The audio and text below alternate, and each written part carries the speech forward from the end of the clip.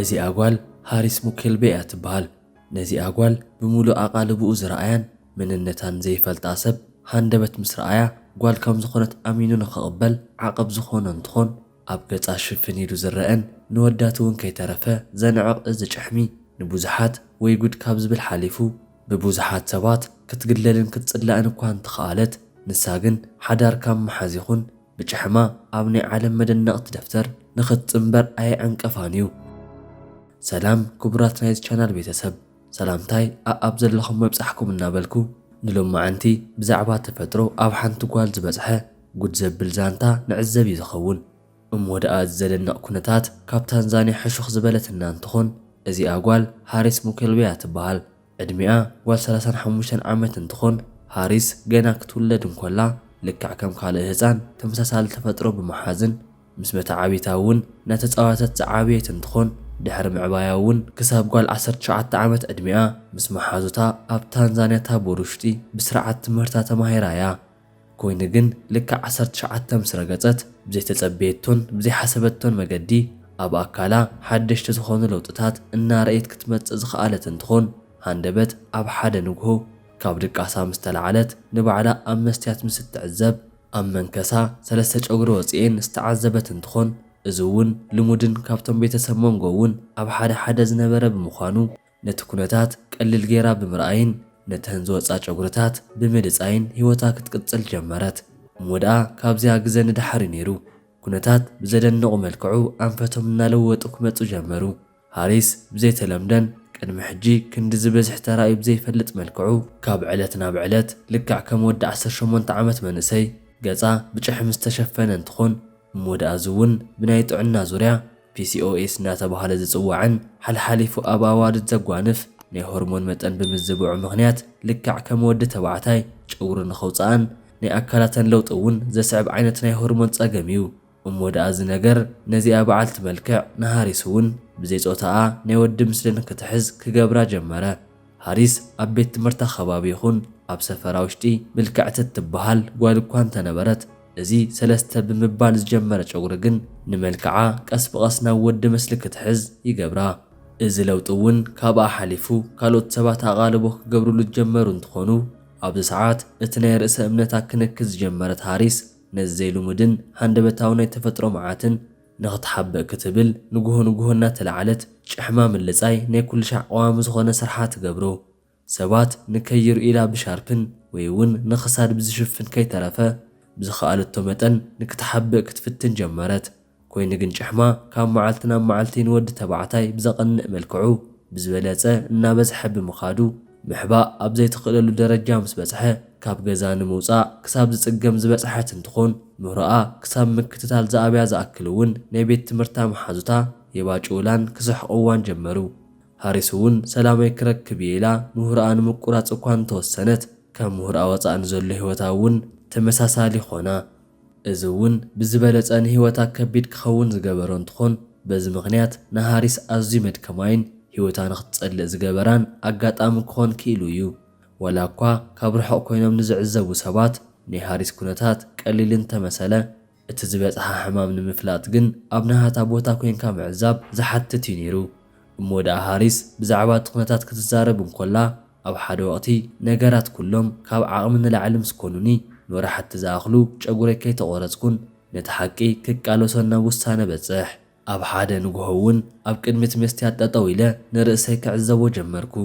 ከምዚ ክገብር እንከለኹ ግን ብመልክዐይ ንዝሰሓቑን ሰባት እናሓሰብኩ ዘይኮነስ እኳ ደኣስ ጨጉረይ ክሳብ ክንደይናይ ደኣክል ከም ዝዓብን እንታይ ከም ዝመስልን ንምርኣይ እንትኾን ድሓር ዓብየ ንባዕለይ እንትዕዘቦ ግን ሕጂ እውን ምልክዕቲ ከም ዝኾንኩ እዩ ተሰሚዕኒ ነይሩ ክትብል ነቲ ማይ ካውፅያ ሓታ ንዝነበረ ጋዜጠኛ ተዛሪባያ። ካብዚ ንድሓር ግን በዚ ኩነታት ክትቅጽል ከም ዘይብላት ተረድአት እዚኣ ሃሪስ ኣብ ህይወታ ሓደ ውሳነ ትውስን።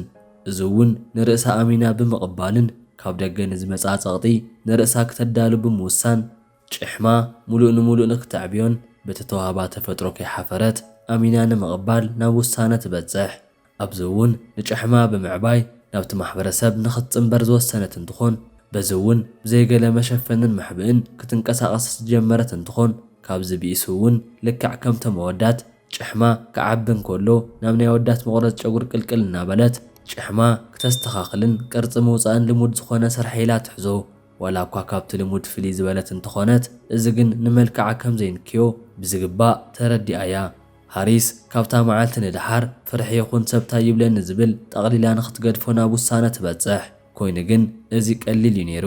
ንሃሪስ ኣዝዩ ከቢድ ዝኾነ ነገር ቤተሰባን ኣብ ዙርያ ዝነበሩ ሰባት ክትእምን ተኽኢላ እንትኾን ቀረባይን እትብሎም ቤተሰባ ከይተረፈ ብናሃታ ምኽንያት ሰባት ናይቲ ቤተሰብ ስም እናጥፍእዎ ከም ዝኾነ ይዛረብዋ ነይሮም። ሃሪስ ግን ንርእሳ ንኽትቅበል ብዙሕ ግዜ ከም ዝወሰደላን እቲ ዝሓትታት ጥንካረ እውን ጠንቂቓ ትፈልጥ ስለ ዝነበረት ኣብ ዙርያ ዝነበሩ ሰባት ጽዕንቶ እውን ብዙሕ ኣይተጸገመትን። ሃሪስ ብኸምዚ መልክዑ ህይወታ ንብሕታ እናመርሐት ኣብ ዝነበረትሉ ሰዓት ግን ንሓደ ሰብ ትላለ እሞ መሓዛኣ ትገብሮ ናይ ቀረባ ሰበይት ትብሎ ዋላ ሓደ ሰብ ዘይነበረ ሃሪስ ነቲ ኣጋጣሚ ከምዚ ክትብል ገሊጻት ትወያ ዋላ ሓደ መሓዛ ኣይነበረንን ንህይወተይ ንብሕተይ ኮይነ እናተቓለስክዋ ነይረ ኮይኑ ግን ብዝኾነ ጉዳይ ኣብ ዝወፃኹሉ ሰዓት ሓደ ምዕሩግ ሰብ ይላለ ንሱ እውን ናብ ዓይነይ ኣትኪሩ እናጠመተ ብናይ ደገ ነገረይ ዘይኮነስ ብማንነተይ ይፈትዋኒ ንፍቕሪ ዝረኣኹሉን ድሕሪ ነዊሕ እዋናት ሓጎስ ዝረኸብኩሉ ፍሉይ ሰብ እዩ። ኣብታ ቅጽበታዊ ሰዓት እውን ኣነ ምልክዕቲ ከም ዝኾንኩ ክስምዓኒ ጀመረ። ኣብ ዙርያይ ብዝነበሩ ሰባት ኣነ ምስ በዓል ገዛይ ዝረኣነዮ ፍሉይ መልክዕ ክለምድዎ ከም ዝግብኦም ግዜ ጥራይ ከም ዝኾነ ተረድየየ። ካብኡ እውን ሓቢርና ንኽንነብር ምስ ሓተተኒ እሺ ምስ በልክዎ ንሓንቲ ምልክዕቲ ህፃን ውላድ እውን ወሊድና ኢና ክትብል ተዛሪባያ። ሰባት ቆልዓ ምውላድ ከም ዘይትኽእል ይሓስቡ ስለ ዝነበሩ እዚ ንዓኣቶም ከም ተኣምር እዩ ነይሩ። ቆልዓ ብምውላደይ ምኽንያቱ እውን ጓል ከም ዝኾንኩ ይጠራጠሩ ንዝነበሩ ሰባት ኣፎም ኣትሒዘዮም እየ ክትብል ተዛሪባያ። ኮይኑ ግን ሃሪስ እቲ ካልእ ናይ ህይወታ ፈተና ዝጀመረሉ ንጓላ ድሕሪ ምውላዳ እዩ ነይሩ። ልክዕ ምስ ወለደት በዓል ገዛኣ ምስ ጓላ ገዲፍዎ ንምኻድ ዝወሰነ እንትኾን ነዚ ውሳነ እውን ንምንታይ ከም ዝወሰነ ይኹን ገዲፍዋ ንምንታይ ክኸድ ከም ዝሓሰበ ዝተዛረባ ነገር ኣይነበረን። ሃሪስ ከም እትብሎ እንተኾይኑ ግን ሓደ መዓልቲ ንግሆ ካብ ድቃሱ ተላዒሉ ክዳውንቱ ጠርኒፉ ብዓይኒ ሓዘን እናጠመታ ቻው ብምባል እዩ ነይሩ ንከይምለስ ምስ ጓላ ገዲፍዋ ክኸይድ ዝኸኣለ።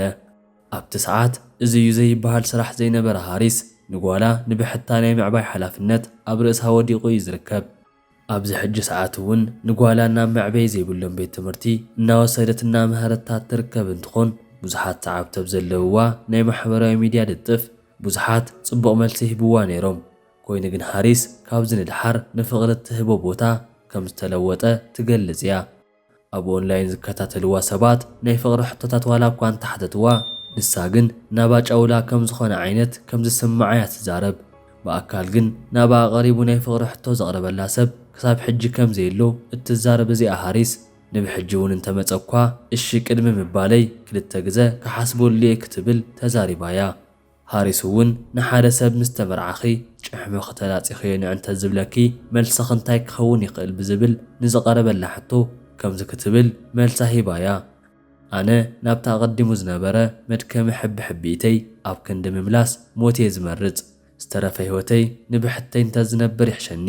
ሕጂ ኣብ ዘለኽዎ ኩነታት ሕጉስ እየ ክትብል ቁርጢ ዝኾነ መልሲ ክትህብ ክኢላያ። ሃሪስ ዝኾነ ይኹን ኣካለ ስንኩል ወይ እውን ልክዕ ከምዚ ኸማይ ፍልይ ዝበለ ተፈጥሮ ዘለዎ ሰብ ብፍላይ እውን ሰባት ኣብ ክንዲ ምብጫውን ምርሓቕን እቲ ዘለውሉ ኩነታት ተረዲኦም ኣብ ጎኖም ክኾኑ ከም ዝግባእ ብጽኑዕ ትዛረብ እንትኾን እታ ጓላ እውን ከምኡ ዓይነት ተመሳሳሊ ሕቶ ከም እትሓታ ዝተዛረበት እዚኣ ሃሪስ ንምንታይ ከም ካልኦት ኣደታት ዘይትመስሊ ዝብል ሕቶ ከም እትሓታ እውን ተዛሪባያ።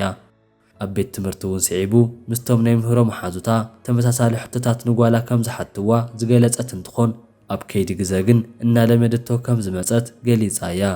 ሃሪስ እውን ብዛዕባ ዝዘለኒ ፍልይ ዝበለ ተፈጥሮ ዋላ ሓደ ብጸጋ ንኽቕበለኒ ኣይጽበን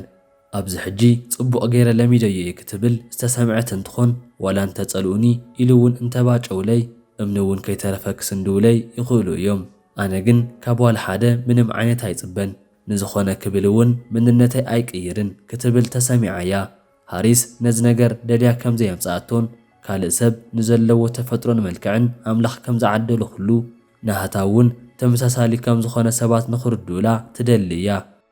ኣዋልድ እንታይ ክመስላ ከም ዘለወን በቲ ማሕበረሰብ ሕጊ ክወፃለን ኣይክእልን ክትብል እውን ትካታዕያ። كم هاريس بزح صليتن مجللتن زبصح نوادد يقطع عمو نساتنو متمساسالي أبدك سبات صليت زحدرا بمخانن بلمد زرق نجاريو هاريس جن بتتصاراريو أبزو كل فتنا وشتي إن حلفتون لبا قنوعن لبا سبنان حليا بمصنحة أزي زدنق نجار انتخون لتناي قربا محازا بزعب هاريس طباي كتحتتن كلاون كم زكتبل قليز آيا هاريس نينوح عمتات محازايا سبات زي فلطوو دس بالطباي اللوا انت بزح قلنيان تصواتيت إيلوون أبعلات التأمامن أزيا كتكبر زقبا عينت سبيا أب غزا وشتي نابزلو شغا وشتي مستأتو اتنوالد ود زأتو مسيلون يسم بدا نيرن أب ساعتون نسا نيود دمص بممثال تفرارح نيرا ازون أب تساعت أزيو زناقع عند نجاري نيرو كابزو توساخي أب فيلمتات زلو قص بهاريات بممسسال أب تخباب نزركب سبكي ترفه تزناقع عمنيرا نقولاون فليزو خنا فقر زلوا أزيا تقرب عديا كتبل تزاربايا هاريس أم مجد كتخيد مكولا بزحات سبات مساء حبيرن فوتون خلعلو يخبوا نيرم كاب 19 عدميات العيلة نهاريس جحماد استخاخل اللازن بره نيج أقرب بعلمويا كم زكبل بزعباني هاريس تبو طباي كزارب كيلو يو اتحقن مزراب هاريس نفل ما نابت نيج أقرب غزاي كتأتون كولا أزي سنبيديه نيقوال ملكع زلوو ودي أمسيلات نيرا أبتدحرقن ناتقراربنا كنمتزئن كلنا إلوون دمصاك كستوعلو كلخو بحقون أزيا تردادايتن تصواتيتن ملكع تقوال كوينا رخيبيايه كاب 19 عدميات العيلة كساب تحجز اللاتلو 35 عدمية زاكل لتعامويلنتهم كم زغطسلة تزاربويو أما حبروا ميديا زفلطوا سباتون بخمزي نهاريس صبق ملأخت كم مهابون زحلفة نغطالي صبق كلو نخقوانفها كم زمنو إلا بتدقاقامي يقلطولا نيرم هاريس تسفا كي قرصت نبحتا كبت نجرات أب هيوتا ولا كوان تحلفت تسفا مغرازكن فتصيما مرجعي قبرتون أبز حج ساعات نيبو على نقص بلت نيوالد كدان مشت انكوان كفيتا ناس رحت التركب انتخون نقط صعد دما اتعدد انت رخيبا أفاشن اندستري وشتي نمسرحن بسما عمي جنيس ورد ريكارد سما نختا تصوع دليت كم زلوا تزاربايا سلازي من النت كان نبع الخامين كم مغبال زمسل عابي بالحيل لنا بلكو نيلو ما انت مدبي أبزك زازم نزلكم ريتو أو كومنت قرفلي حدش تزخونكم سبسكرايب بمقبار تزنبرو